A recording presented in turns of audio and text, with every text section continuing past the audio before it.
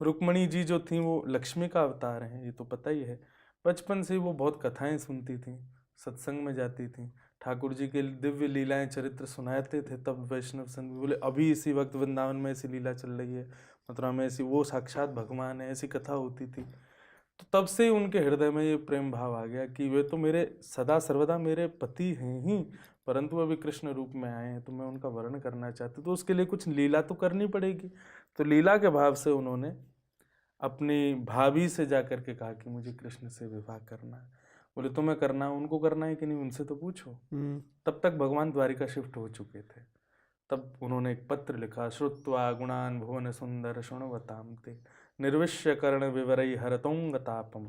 7 श्लोकों में पत्र लिखा, एक ब्राह्मण के द्वारा पत्र भिजवाया। बोले जाइए, जाकर द्वारिकाधीश जी को आप निवेदित कर दीजिए। मैंने कभी उनको देखा नहीं, बस सुना है। तो ब्राह्मण गए, भगवान ध्यानस्थ बैठे थे।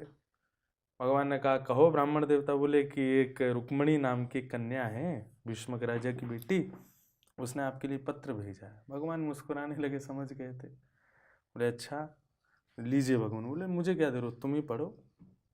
बोले नहीं आपका निज पत्र है, मैं क्यों पढ़ूं। बोले नहीं हमारी कोई निज नहीं है, हमारी सब चीज़ खुलेआम है, सबको पता चल जाती है। बोले आप पढ़ो, क्या बात है। तो ऐसा एक संत बता रहे थे, बोले कि जैसे ही ब्राह्मण देवता ने पहला श्लोक पढ़ा, श्रुत्वा गुणान भुवन सुंदर शृण्वताम ते, उसमें वर्णन ये है कि हे नाथ मैंने आपको सुना है, और मैंने जब से आपको सुना है तब से मेरे अंदाजे में ऐसे मैं आपकी रूप बना चुका हूं कि आप भुवन सुंदर हो, त्रिभुवन सुंदर हो। मैंने आपको देखा नहीं है, तो आप इसको अट्रैक्शन मत समझना कि मैं आपके रूप पर या आपके अन्य भावों पर मोहित हूं, नहीं। मैंने आपको सुना है, आपकी कथा सुनी है, उससे मुझे आपसे प्रेम हुआ है। तो कहते हैं भगवान कृष्ण जी जब पहला श्लोक सुना, श्लोक सुनते ही बोले ब्राह्मण देवता जी चलो। बोले भगवान पहले पूरा तो सुन लो। बोले नहीं, अब हमको जो गुण चाहिए वो गुण रुक्मणी में है। और वो गुण क्या है। बोले उसको मेरी कथा प्रिय लगती है, ये गुण है, इसका मतलब सारे गुण होंगे उसके अंदर। चलो। और उसी समय ठाकुर जी रथ पर बैठे, घर पे भी किसी को नहीं बताया, और ब्राह्मण देवता को संग लेकर के गए कौंडन्यपुर महाराष्ट्र में। और वहां जाकर के भगवान ने रथ को मंदिर के पीछे खड़ा कर दिया। रुक्मणी जी की पहले सगाई हो चुकी थी शिशुपाल के साथ। ओ तभी ये हुआ था क्या? हाँ, तो जो भगवान रुक्मणी जी के जो भाई थे रुक्मी, अच्छा। वो भगवान से विवाह नहीं चाहते थे। रुक्मणी जी ने उनसे भी कहा था कि मेरा विवाह उनसे द्वारकाधीश से करा दो। बोले उसके पिताजी का पता नहीं, कोई कहता है नंद जी का बेटा, कोई कहता वसुदेव जी का बेटा, उसकी माता का पता नहीं, उसकी जाति प्रजाति का पता नहीं, वो है कौन, कोई कहता भगवान है, कोई कहता इंसान है। बोले ऐसी जगह मैं अपनी बहन को तो नहीं भेजूंगा। और मैंने सुना है वो राजाओं के डर के मारे समुद्र के बीच में रहता है, द्वारिका नगरी बना के समुद्र के बीच में इसीलिए रहता है कि कोई आक्रमण ना करे। इतना डरपोक, उससे ब्याह कराऊंगा अपनी बहन का। जबरदस्ती उनकी शादी शिशुपाल से तय कर दी। तो रुक्मणी जी शादी से पहले का रिचुअल करने के लिए देवी पूजा करने जा रही थी। उसी समय उस ब्राह्मण को देखा। ब्राह्मण से बोली तुम अभी तक गए नहीं। बोले गए क्या, वो आ भी गए। तो रुक्मणी जी बोली कहाँ है। बोले मंदिर के पीछे खड़े हैं। बोले कब आएंगे। बोले आप पहले प्रणाम कर लो। जैसे रुक्मणी जी ने जाकर के प्रणाम किया देवी को, कहा हे जगदम्बा। अब देखो ये कथानक है, जगदम्बा स्वयं रुक्मणी ही है, परंतु वहां वो पूर्ण रूपेण ऐसा ही व्यवहार कर रही हैं कि वे रुक्मणी है, वे लक्ष्मी नहीं है। हे जगदम्बा कृपा करो मेरा गृहस्थ आश्रम मंगल में हो। जैसे ही पीछे मुड़ करके देखा तो स्वर्ण का रथ है, एक तो सुंदर हमारे श्याम सुंदर, ऊपर से श्रृंगार करके हो रहा है, दुल्हा बन के आए। इतने सुंदर कटाक्ष कमल जैसे नेत्र ठाकुर जी के, सुंदर नासिका, सांवला वर्ण, चाल ऐसी कि महाराज एक एक चाल पर लोग मोहित हो रहे हैं। ऐसी सुंदर चाल बना करके ठाकुर जी मंदिर के भीतर प्रवेश करने लगे। तो जितने भी सैनिक रुक्मणी जी की रक्षा के लिए गए थे, क्योंकि रुक्मणी के भाई को कहीं ना कहीं ऐसा अंदेशा था कि वो कृष्ण कहीं आ नहीं जाए, क्योंकि उनको पता था कि मेरी बहन उनसे बहुत प्रेम करती है, और मैंने ऐसा सुना है उनसे जो प्रेम करता है वो उसका हरण कर लेते हैं, तो कहीं मेरी बहन का हरण ना हो जाए। तो इसलिए पहले से सिक्योरिटी भेज रखी थी। भगवान जैसे सुंदर बनकर के गए, जैसे ही प्रवेश किया मंदिर में, तो जितने सैनिक गए थे, कोई कह रहा है यार इसकी चाल देखना कितनी सुंदर। बोले चाल छोड़, कमर देख, क्या बंदे, बढ़िया सुंदर पतली सी कमर है।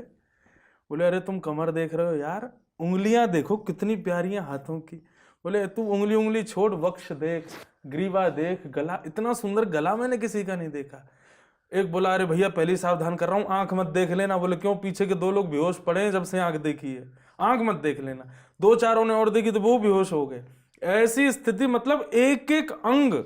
वल्लभाचार्य जी लिखते हैं अधरम मधुरम वदनम मधुरम हसितम मधुरम चलितम मधुरम मधुराधिपते रखिलम रखिलम मधुरम। मधुरम। सब कुछ मधुर। मतलब भगवान के केश भी जो लहरा रहे हैं ना, आधे तो उनमें ही मोहित हैं। अरे यार कितने प्यारे केश लहरा रहे हैं, सब मोहित हो गए। यहाँ पर रुक्मणी जी को भी 2 बार मूर्छा आई ठाकुर जी को देख के, फिर संभाला। इतने सुंदर ठाकुर जी आए, दोनों भुजाओं में रुक्मणी जी को धारण किया और लेकर के रथ में बैठाए, चले गए। सैनिक सब देखते रह गए, यार जो भी था दीवाना बना गया अपना। एक सैनिक बोला वो सब तो ठीक है, रुक्मणी जी कहाँ है?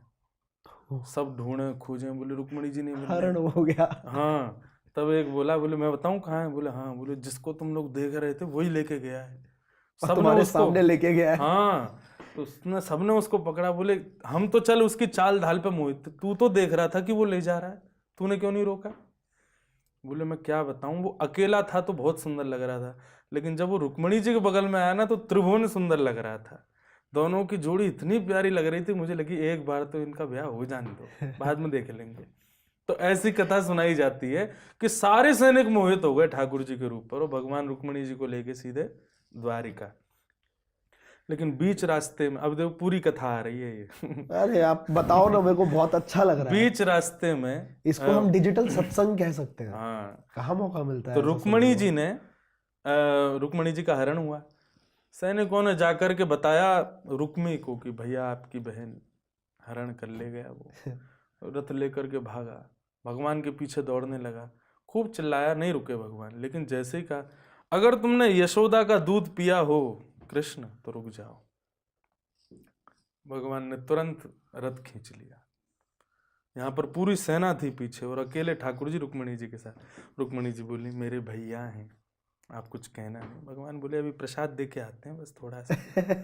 तुरंत ठाकुर जी उतरे। इतने में भगवान की कृपा हुई कि बलराम जी आ गए।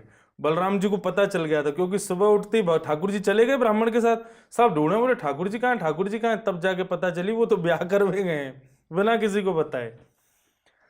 तब रुक्मणी जी के भाई के साथ भगवान, जब तक बलराम जी आके रोकते तब तक तो भगवान ने आधी मूंछ, आधी दाढ़ी, आधे केश मूड़ लिए रुक्मी के, और बिल्कुल मतलब वध करने वाले थे। तब बलराम जी आए, बोले भ्राता पी भ्रातरमन्या तेन घोर तरस्ततः।